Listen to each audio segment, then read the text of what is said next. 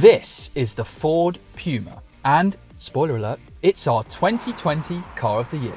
It's been reborn as a small SUV, sitting above the brand's EcoSport but below the Ford Kuga. So that means it's a rival to cars like the Renault Captur, Nissan Juke and Volkswagen T-Roc. And to get great deals on all of those cars, go to whatcar.com. But for now, these are the key things you need to know about the new Ford Puma. It's based on the Fiesta but sits 30mm higher. It's also longer, taller, wider and has a longer distance between the front wheels and the rear wheels. There's also a trick up its sleeve in the boot. Look at that. And a trick under the bonnet too, with mild hybrid tech. The interior is typical of modern Fords, but there are a few bespoke touches too. Now, Ford says the Puma has seductive styling, and I suppose there's a real flowing sense to the design, and you definitely can't accuse this of just being a jacked up Fiesta because it looks nothing like it really, does it? And especially because of these distinctive headlights. Now, the chief designer says they really wanted to separate the headlights and the tail lights as a move away from a current trend of joining everything up. So on lots of other cars, there's these light bars that go all the way along the back of the car, but the chief designer of the Puma didn't want to do that, so that is partly why these are so distinct. And also, it does look a little bit like the original Puma, doesn't it? Which itself was pretty radical looking. But do you think this is a good looking car? Let us know in the comments below. You might be looking at the Puma's interior and thinking, I'm pretty sure I've seen this before. And you basically have, because in the new Fiesta and in the new Focus, Ford's other new models, it has a very, very similar layout. But the Puma stands out because you can get a digital driver display. And on ST Line X and on ST Line, it comes as standard, which is brilliant. And that's so impressive because on equivalent rivals, you've got to pay extra if you want a digital display. So it's great that you can get it as standard on the Puma. It's also really crisp, really clear graphics, nice and big, and it's not massively configurable, but it's easy enough to cycle through the different menus that you've got there and slightly change the display in that way. Elsewhere in the interior, the quality we describe as decent rather than impressive. The standard in this class is pretty low, but Ford has at least tried to spruce up the Puma by giving us some soft touch materials and a nice kind of carbon effect trim here as well, although there are some flimsier plastics around on the door there. It doesn't feel particularly good quality. The driving position is brilliant. Now, you do sit a little bit higher than the Fiesta. It's not hugely noticeable, but it's there.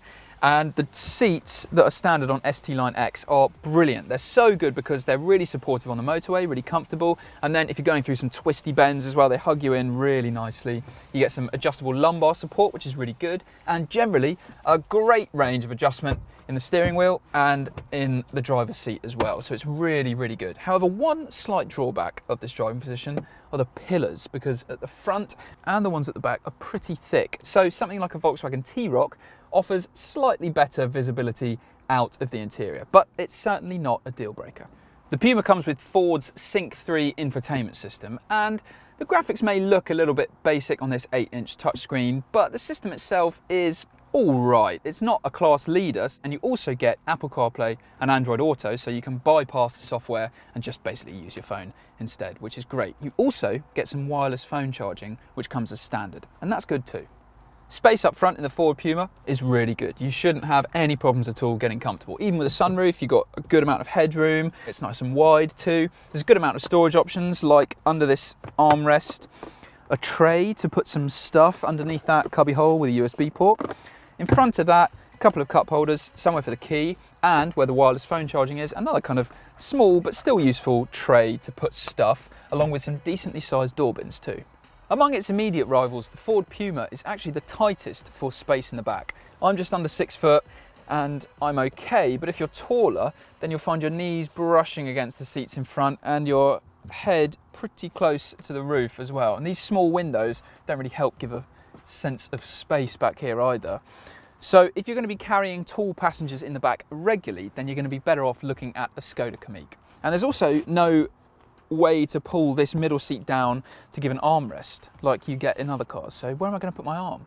Now, the boot of the Ford Puma, one of the most impressive areas of this car, and we're going to explain exactly why now. So we'll start with the practical touches. You can see the boot floor here looks pretty high but doesn't really have much of a lip. However, you can move it down to give yourself even more space, and with it there you can fit 6 carry-on size suitcases into the back, which is an impressive number. However, lift up the boot floor and prop it up with these poppy outy things on the side, and you can see it reveals this massive space under the boot floor, which is enough for an extra 2 suitcases. Or you can fit a couple of sets of golf clubs vertically next to each other, or some plants or something else tall.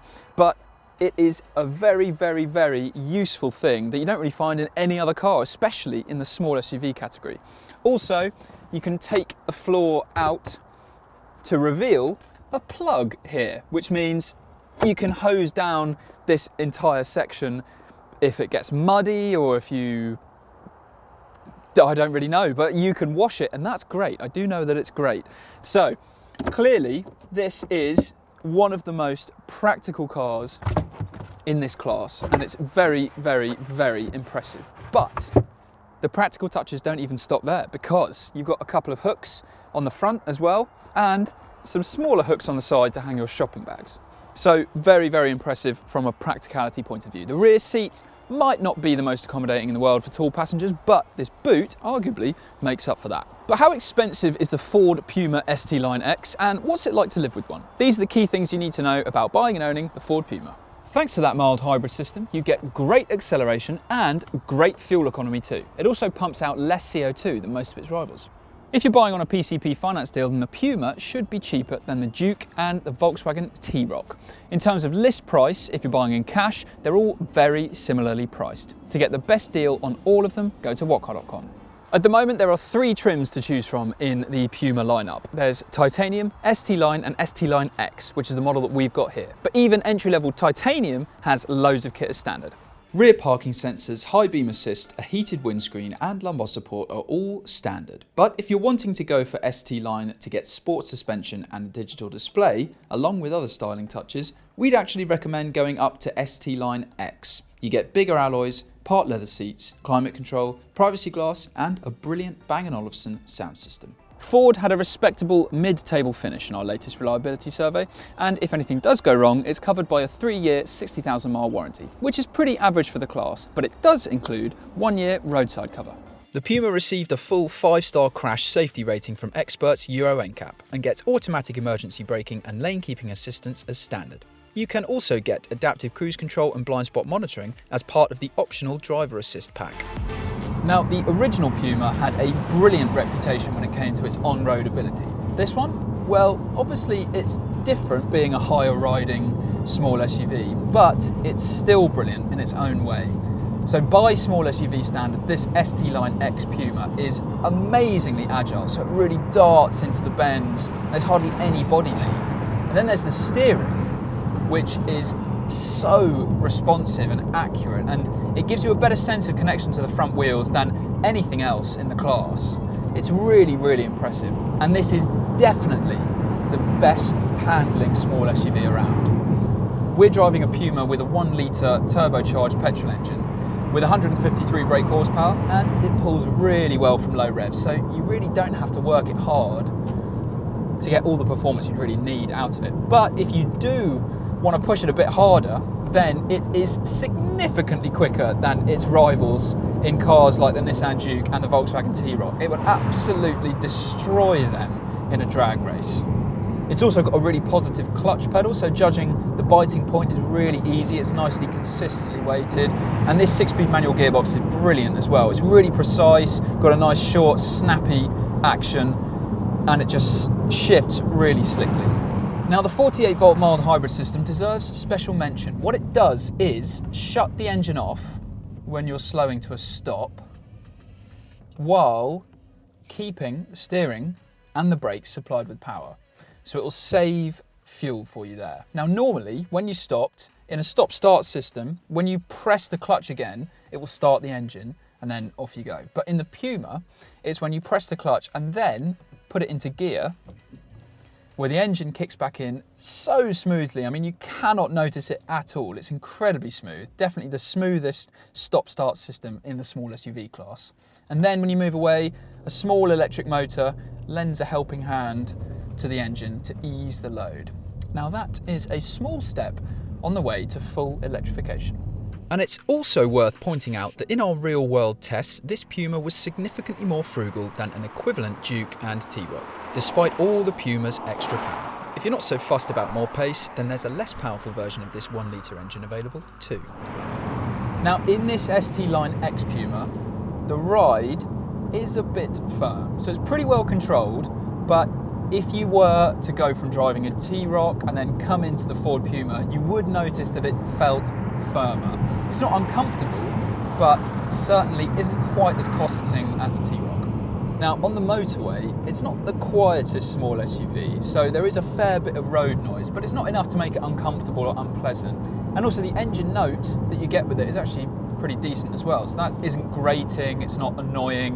When you do want to rev this a bit harder, then it's pretty nice to listen to really, especially compared to some of the other gruffer engines in this class. Sharp handling, a gutsy engine and clever mild hybrid technology, the new Ford Puma offers a mix of fun and frugality that's never been seen before in its class. Plus, it's well priced, well equipped, and it's as practical as it is stylish. In short, it's truly outstanding. The best small SUV that you can buy and one of the most impressive new cars around. If you want even more information on the Ford Puma, go to whatcar.com. And when you're there, you can look through our list of deals on every new car on sale to save yourself thousands of pounds off your next new car. And if you've enjoyed this video, make sure you're subscribed to our channel because we have loads of video reviews coming out every single week. And if you've really enjoyed this video, then it would be great if you gave it a like. If you've got any questions, comments, or opinions, then make sure you type in the box below.